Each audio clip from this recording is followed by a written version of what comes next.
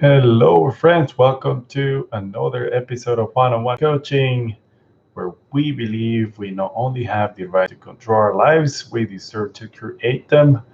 The question we're trying to answer is what do I need to do to create a life that's worthy of me, create a life where success and passions meet? Today, I'm doing things a little bit differently.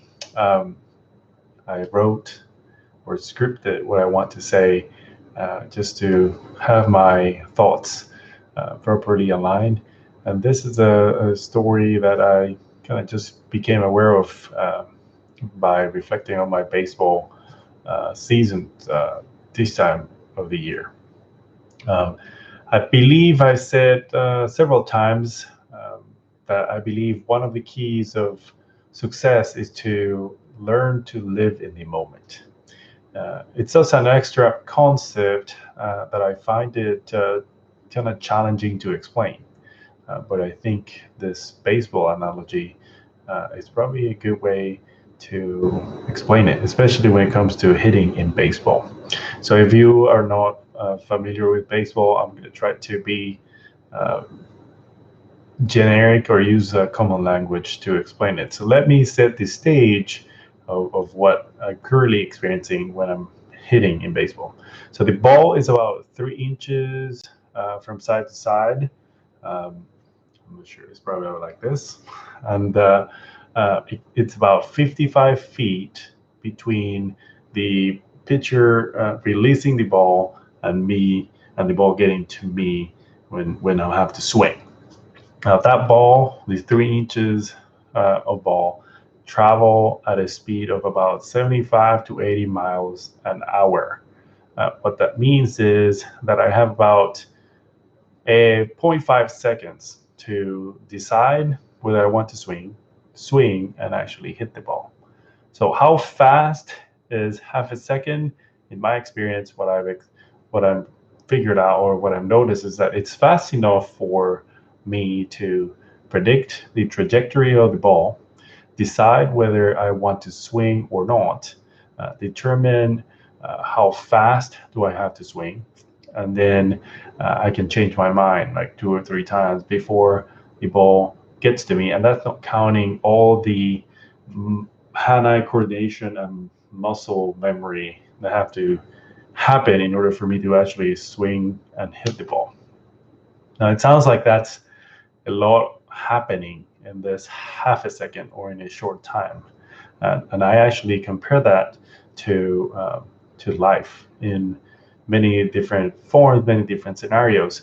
So what I found out is that I hit much better if I'm able to let my mind relax or in some ways disconnect and then trust my instinct and just simply be in the moment and just let my body take care of the rest.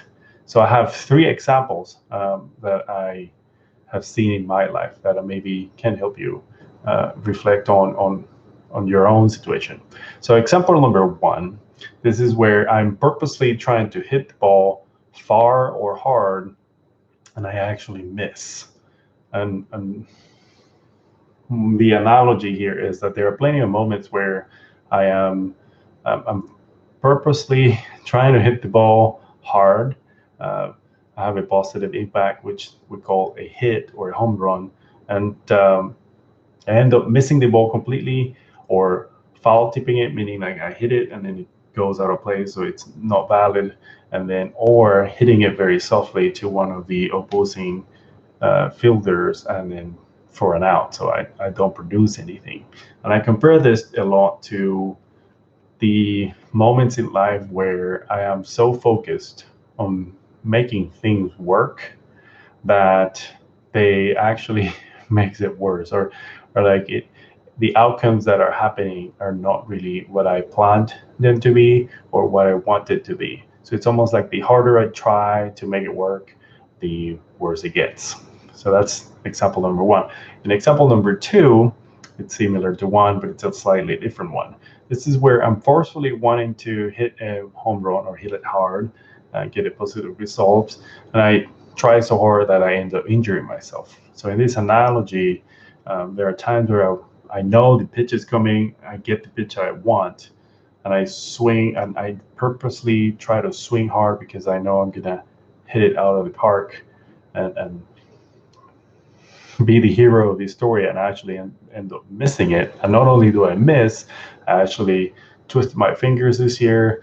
I sprained my elbow too, and then I also tweaked my back. So I kind of ended up injuring myself from the hard try. So in terms of the life analogy for me is that there are situations in which I be like in situation number one where I think I'm working hard and it's not working, so I think the solution is to work harder. So I will put in more hours, put in more sweat and tears, um, try more of the same, just like harder in a sense, more intense, and it pretty much ends up being me being burnout or sick or simply just having a bigger problem than I used to have in the beginning, and then nothing really works. So I'm almost take myself out of the game um, by trying so hard. So out of the game of life. So I make my life even worse because I'm sick, and then I have like a week where I can't do anything because I can't move and I just can't do anything or focus or things like that. And then there's example number three, which is this one is the one that I think it explains the be in the moment. And example number three, this is the analogy where I simply relax in the moment. What I mean by that is it's kind of, I know the pitch is coming, but I cannot say to myself, trust my practice, trust my instinct. Just don't think you know what to do. And I kind of just allow my body to move on its own. And I'm simply, obviously, I'm making a decision, but I'm not really thinking about it. It just happens automatically. So these are the moments in which I relax into it, trust myself, and I actually end up hitting a home run. So in this baseball analogy, what happens to me is like almost all the hits I've had, it's because I've been able to relax enough into it that I just simply swing. And I sometimes surprise myself. Sometimes I don't even feel when the ball hits the bat, and it comes out to be a positive outcome. I hit it out of the park, or it's simply a hit or a double, whatever. So this I relate to the life moments in which I'm simply focused on on being in the moment, enjoying the experience, and kind of just taking the next step and trusting my instinct on what I do best, and just enjoying myself. And this is how I ended up hosting a 3-day conference with 300 participants for a company, uh, and I had no budget for it. I didn't have a venue, and I actually did that and probably planned it in less than 3 months, and it worked out successfully.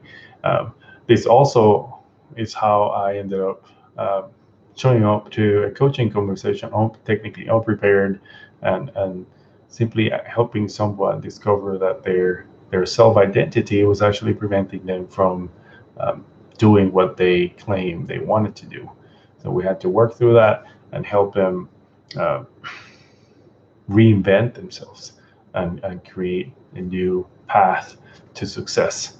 So I guess I'm truly seem to be making life more complicated than it is, and that's because I seem to think that the advice or the suggestion of um, living in the present moment, focusing on just being there, should be it's too simple, and that the answer should be more complicated than that, because it should be more evolved or it should be more adult like to fix it.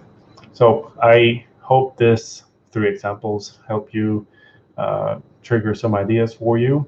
If you had some insights, if you had questions, or if you had techniques or things that have worked for you, or more questions to on the matter, feel free to comment below, and then we can keep the conversation going. Thanks for watching, and I'll see you in the next one. Bye.